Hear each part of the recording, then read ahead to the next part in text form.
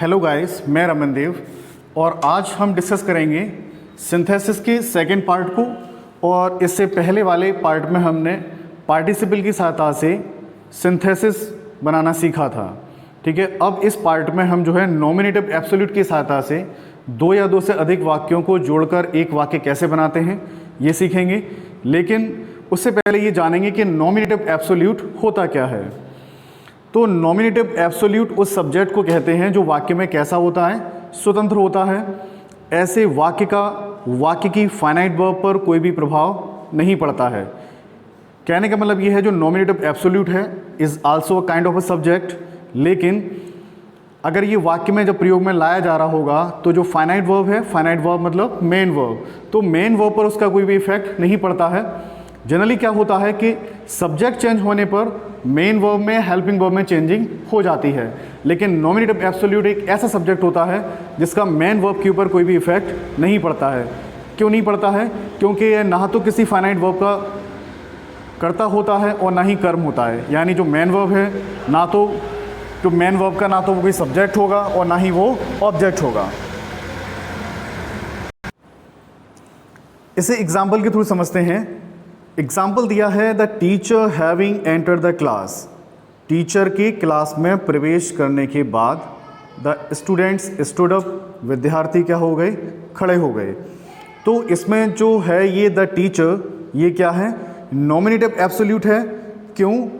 अगर इस टीचर की जगह हम यहाँ पर टीचर्स कर देते हैं तो भी हमें यहाँ पर आने वाले वाक्य में कोई भी चेंजिंग नहीं होने वाली है, क्योंकि टीचर इसमें क्या है, एक नॉमिनेटिव एब्सोल्यूट है और ये क्या है, वाक्य में स्वतंत्र है। आई होप आपको इतनी बात समझ में आ रही होगी। अब ये अगला पॉइंट ये कह रहे हैं कि वाक्य में पार्टिसिपल से पहले प्रयोग होता है।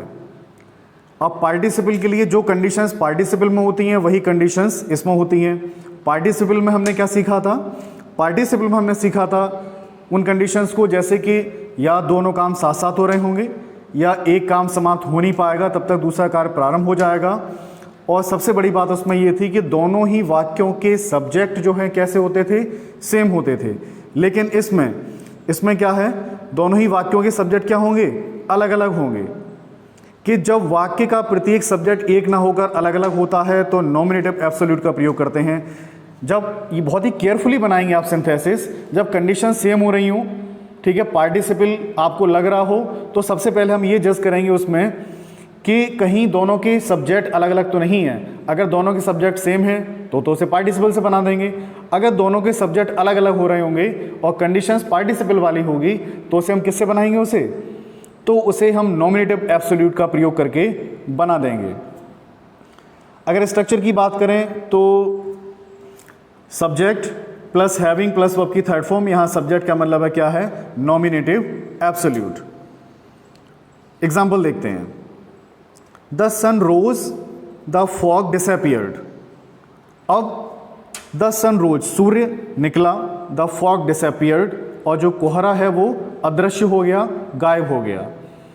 अब दोनों के वाक्यों के सब्जेक्ट जो हैं वो तो अलग अलग हैं, लेकिन दोनों के बीच में क्या है, एक कॉजल रिलेशन होगा। यानी कि द सन रोज, सूर्य निकला, और द फॉग डिसअपियर्ड, और जो फॉग क्या हो गया, वो गायब हो गया। तो कहने का मतलब फॉग गायब होने का कारण क्या रहा, सूर्य निकलना रहा। तो दोनों के बीच में क्या है, एक कॉजल रिलेशन है। ये बात ध्यान में रखेंगे। कंडीशंस वही हैं, एक काम हुआ है, दूसरा कार्य प्रारंभ हुआ है, लेकिन दोनों के सब्जेक्ट अलग अलग हैं।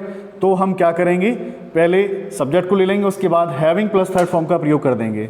तो क्या बन जाएगा, द सन हैविंग राइजन, ये काम पहले हुआ है। द सन हैविंग राइजन, सूर्य के निकलने के बाद, द फॉग डिसअपियर्ड, कोहरा अदृश्य हो गया। सेकेंड सेंटेंस दिया है the weather was stormy, the plane got late, कि मौसम कैसा था, तूफान भरा था, स्टॉर्मी था, द प्लेन गॉट लेट, और प्लेन कैसा हो गया, लेट हो गया। इसमें भी कॉजल रिलेशन है कि क्यों लेट हुआ, क्योंकि वेदर कैसा था, स्टॉर्मी था। अब जो कंडीशंस आपने पार्टिसिपल में सीखी थी, ठीक है, उसमें क्या कर रहे थे, बीइंग सब्जेक्ट से पहले पार्टिसिपल का प्रयोग कर रहे थे हम, उसमें वर्ब प्लस आईएनजी सब्जेक्ट से पहले आ रहा था। अब इसमें क्या होगा, अब यहाँ पे वाज का प्रयोग किया है। अब इस वाक्य में कोई मेन वर्ब तो दी नहीं है, और मेन वर्ब ना होने की स्थिति में हमने आपको उसमें पार्टिसिपल में बताया था कि इज़, एम, आर, वाज, वर ये किसकी फॉर्म होती हैं, ये बी की फॉर्म होती हैं। तो यहाँ स्टॉर्मी इज़ अ एडजेक्टिव, इसमें आईएनजी तो हम ऐड कर नहीं सकते हैं ये क्योंकि वर्ब नहीं है, और वर्ब नहीं है तो क्या मान लेंगे हम, बी मान लेंगे और सब्जेक्ट प्लस बीइंग का प्रयोग कर देंगे। तो क्या सेंटेंस बन जाएगा कि the weather being stormy the plane got late, यानी वेदर के बाद बीइंग का प्रयोग कर देंगे। नेक्स्ट कंडीशन क्या है कि यदि वाक्य पैसिव वॉइस में दिया हो तो सब्जेक्ट प्लस हैविंग बीन का प्रयोग करते हैं। पार्टिसिपल में क्या कर रहे थे, ठीक है, उसमें हम हैविंग बीन का प्रयोग कर रहे थे, लेकिन इसमें क्या है, सब्जेक्ट पहले आ जाएगा और सब्जेक्ट के बाद हैविंग बीन का प्रयोग होगा। अब पार्टिसिपल में हमने किया था हैविंग बीन प्लस वर्ब की थर्ड फॉर्म, अब इसमें क्या करेंगे, subject plus having been plus verb की थर्ड फॉर्म। एग्जाम्पल दिया है माई पॉकेट वॉज पिक्ड, कि मेरी जेब कट गई। कहने का मतलब है किसी के द्वारा ये काम हुआ है, वाक्य पैसिव में है। I had no money for bus fare, और मेरे पास बस का किराया देने के लिए पैसे नहीं थे। तो क्या किया हमने, सब्जेक्ट के बाद हैविंग बीन का प्रयोग कर दिया प्लस थर्ड फॉर्म लगा दी, my pocket having been picked, I had no money for bus fare. I hope आपको ये नॉमिनेटिव एब्सोल्यूट का लेक्चर ये समझ में आ गया होगा, ठीक है। और जिन लोगों ने पार्टिसिपल वाला लेक्चर नहीं देखा हो, पहले आप उसे देखें फिर इसको देखें, आपको बहुत अच्छे समझ में आ जाएगा।